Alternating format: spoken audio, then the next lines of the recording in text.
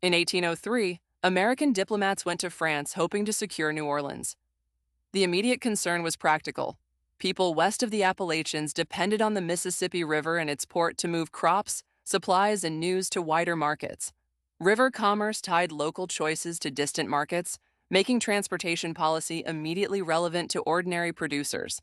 A farmer could raise grain or livestock far from the coast, but rough roads made long overland transport slow and expensive. River access was not an abstract boundary question. It shaped whether households and businesses could reach buyers at all. A delayed trip could spoil goods, consume savings, or leave a household with no reliable buyer for a season's work. New Orleans was the crucial handoff.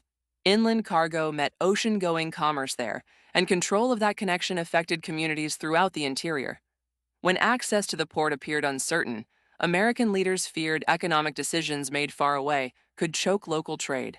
The port's importance explains why Western communities followed diplomatic news so closely, even when Paris and Washington felt impossibly distant. France faced its own pressures in the Atlantic world.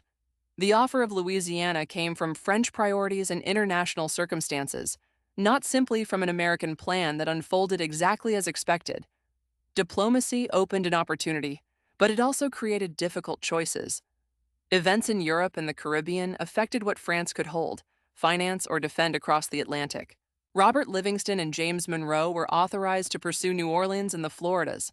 Instead, they were offered the much larger Louisiana territory. Their decision had to balance urgency, price, constitutional questions, and uncertainty about what the acquisition would mean.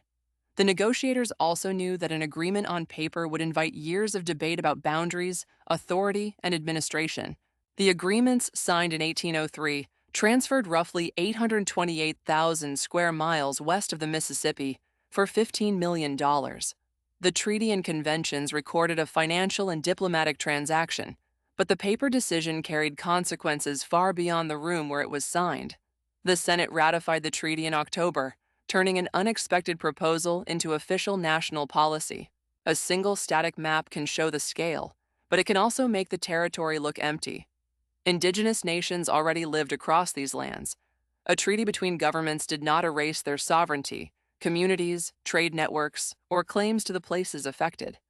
Indigenous diplomacy and resistance continued after the purchase, reminding us that political maps often hide enduring relationships to place. The purchase opened new routes for surveyors, traders, settlers, and soldiers. It also intensified disputes over land, law, and power. Different communities faced the expanding United States from very different positions, and not all had consented to the bargain. Roads, forts, surveys, and commercial ventures made federal expansion tangible in daily life, often before legal questions had been settled. Its effects reached national politics. Questions about exploration, settlement, slavery, representation, and federal authority now stretched across a much larger country. Those arguments would shape lives in towns, farms, ports, and native homelands for generations. The new scale did not resolve those arguments. It gave them more places, people, and resources over which to be fought.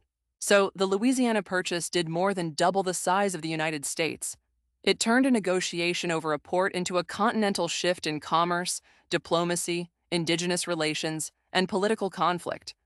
The map changed, but the human consequences were far more complicated. Its legacy remains inseparable from the people already living in the territory and from the choices made after the treaty was signed.